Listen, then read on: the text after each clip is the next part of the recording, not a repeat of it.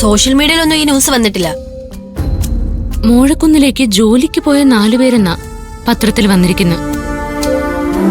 എന്താണ് അവരുടെ ജോലി? പട്ടാ പകല് നമ്മളെ അവനെ ആക്രമിച്ചതാണ് അവരുടെ ജോലി. അതാണല്ലോ അവരുടെ ജോലി. ഇവന്മാരുടെ ഹിസ്റ്ററി വ്യക്തമായിട്ട് ഇതിലുണ്ട്. പ്രായപൂർത്തിയാകാത്തൊരു പെൺകുട്ടിയെ പീഡിപ്പിച്ച് കൊന്നവനെ ഒരുത്തൻ, വേറൊരുത്തൻ ഇരട്ടക്കൊല കേസിൽ പ്രതിയും. ദൈവമേ, ഇങ്ങനെയുള്ളവന്മാരാണോ നമ്മൾ ആക്രമിക്കാൻ വന്നത്? രുദ്രന ഇതിന്റെ പിന്നില്. വാഹനത്തോടൊപ്പമാണ് ഇവന്മാരെ കാണാതായിരിക്കുന്നത്. നമ്മളുമായിട്ട് കണ്ടുമുട്ടിയ കാര്യങ്ങളൊന്നും പത്രത്തിലില്ല. നമ്മളുമായി കണ്ടുമുട്ടിയ കാര്യമൊക്കെ പുറത്തു വരണമെങ്കിൽ ഇവന്മാരെ കണ്ടുകിട്ടണ്ടേ? കിരണേ, ഇതിലൊരു അപകടം ഉണ്ടെന്ന് നീ പറഞ്ഞില്ലേ, അത് മനസ്സിലായില്ല. ആരവനെ നമുക്കപ്പം ഇവന്മാര് കണ്ടു കഴിഞ്ഞു. ഇവന്മാര് രുദ്രനെ അറിയിച്ചിട്ടുണ്ടാവും. രുദ്രൻ പോലീസിനെ അറിയിക്കുകയാണെങ്കിൽ പോലീസ് ഇവിടെ വന്നുകൂടാന്നില്ല. പോലീസ് വരുമോ?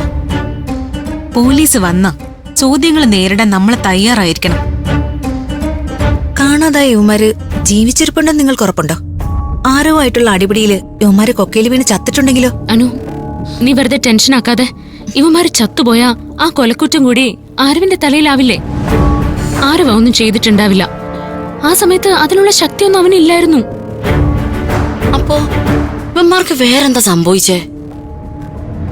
ഇവന്മാർക്ക് എന്താ സംഭവിച്ചെന്ന് അറിയില്ല. ഇവന്മാർ ഒളിവിൽ പോയോ അതോ വീണ് ചത്തോ? എന്താ നടന്നെന്ന് നമുക്കറിയണം. അപ്പൊ നമ്മൾ വീണ്ടും മുഴക്കുന്നിലേക്ക് പോണോ? ആ ദേ അനു, നിനക്കാ കോള്. എന്റെ റിംഗ് ടോണല്ല. ദാ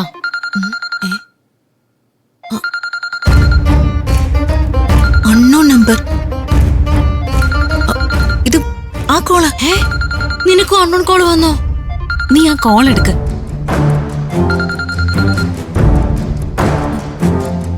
ഹലോ. 6 പേരല്ല, ആ 4 പേർ. നിങ്ങൾ അതിന് പിന്നാലെ പോകരുത്. പോയാൽ നിങ്ങൾ ഊരാ കുടുക്കിലാകും. ഹലോ, നിങ്ങൾ ആരാണെന്ന് പറയൂ. കോള് കട്ടെ, നീ തിരിച്ചു വിളിക്ക്. ഏയ് വിളിക്കണ്ട. എനിക്കും വൃന്ദയ്ക്കും വന്ന കോൾസ് തിരികെ വിളിച്ചപ്പോ കേട്ടത് തന്നെ കേൾക്കും. നിങ്ങൾക്ക് വന്നതുപോലെ തന്നെ നമ്പർ ഐഡന്റിഫൈ ചെയ്യാൻ പറ്റുന്നില്ലല്ലോ. ഇപ്പൊ ഈ കോള് അനുവിന് വന്നു. ഇനി ഈ കോള് ഷൈനിക്കും മേഘയ്ക്കും വന്നേക്കാം.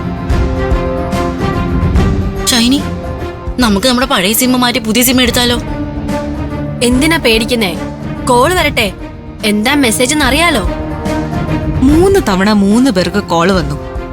പക്ഷെ ആരാണെന്ന് മാത്രം നമുക്ക് തിരിച്ചറിയാൻ പറ്റുന്നില്ല. എല്ലാം മുന്നറിയിപ്പുകളാ. നമ്മളെ അടുത്തറിയാവുന്ന ആരെയോ പോലെയാ സംസാരിക്കുന്നെ. വിളിക്കുന്ന ആളെ കണ്ടെത്താൻ എന്താ ഒരു വഴി? ഇങ്ങനൊരു കോള് നമ്മൾ കഴിഞ്ഞാ വന്നിരിക്കുന്നത് റീന മാമിനാ. അങ്ങനെയാണെങ്കിൽ ഈ കോളിന്റെ പിന്നിലെ രഹസ്യം കണ്ടുപിടിക്കാൻ ഒരു വഴിയുണ്ട്. എങ്ങനെ കണ്ടുപിടിക്കാനാ? പറയാം.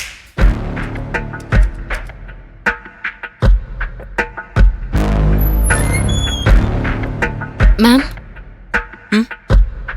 ഞങ്ങൾക്ക് അകത്തേക്ക് വരാമോ? കേറി വാ.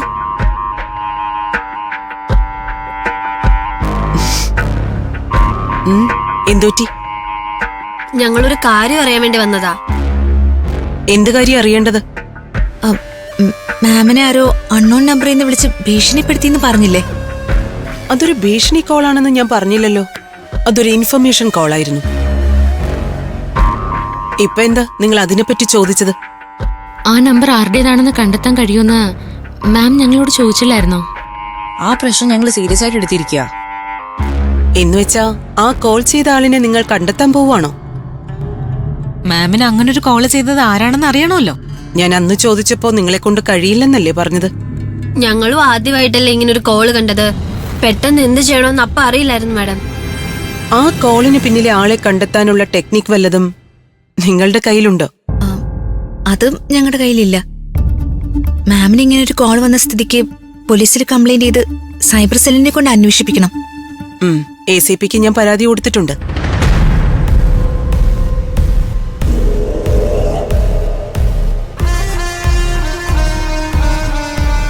ACP എന്റെ നമ്പർ സൈബർ സെല്ലിന് കൈമാറുകയും ചെയ്തു. അപ്പോ ആരാണ് മാമിനെ വിളിച്ചതെന്ന് തെളിഞ്ഞോ? അത് ഇതുവരെ ACP തന്നിട്ടില്ല. അതാരോ പറ്റിക്കാൻ വേണ്ടി ഒപ്പിച്ച കോളായിരിക്കും. പിന്നീട് അങ്ങനെ ഒരു കോള് വന്നിട്ടുമില്ല. അല്ല, അന്ന് വിളിച്ചപ്പോ മാമിനോട് എന്താ പറഞ്ഞത്? ഇനിയിപ്പോ അത് പറഞ്ഞിട്ട് എന്ത് കാര്യം?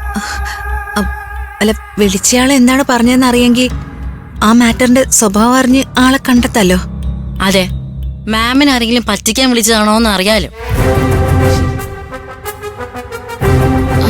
അന്ന് വിളിച്ചയാള് എന്താ മാം പറഞ്ഞത്? അത് പറഞ്ഞാൽ നിങ്ങൾ ആരും വിശ്വസിക്കില്ല. അയാൾ എന്തിനാ അങ്ങനെ പറഞ്ഞതെന്ന് അയാൾക്ക് മാത്രമേ അറിയൂ.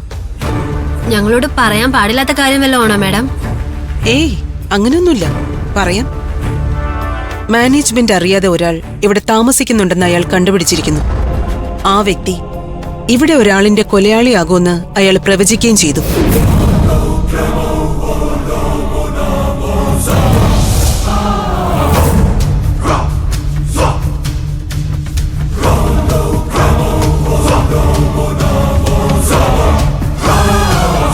അത് അങ്ങനെ ഒരാള് ഇവിടെ താമസിക്കുന്നതായിട്ട് മാമിന് സംശയമുണ്ടോ? മാം അന്വേഷിച്ചായിരുന്നോ? ആ കോള് വന്ന ഉടനെ ഞാൻ വിശദമായി ഇവിടെ താമസിക്കുന്ന എല്ലാ കുട്ടികളുടെയും റെക്കോർഡ്സ് പരിശോധിച്ചു. മാമിന്റെ അറിവിൽപ്പെടാത്ത ആരെങ്കിലും ഇവിടെ താമസിക്കുന്നുണ്ടോ? എന്റെ അറിവിൽപ്പെടാത്ത ആരും ഈ ഹോസ്റ്റലിൽ താമസിക്കുന്നില്ല.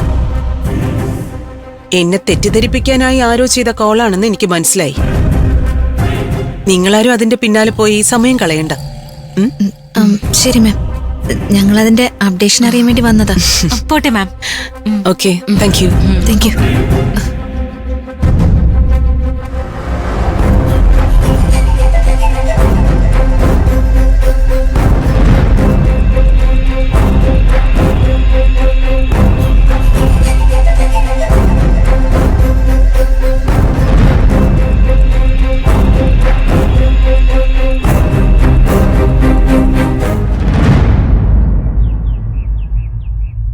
മാമിനെ കോള് ചെയ്ത ആള് പറഞ്ഞത് ഒരു സീരിയസ് മാറ്റർ ആണല്ലോ. അതാ ഞാനും ആലോചിക്കുന്നത്. ഒരാൾ ഇതിനകത്ത് അധികമായിട്ടുണ്ട്.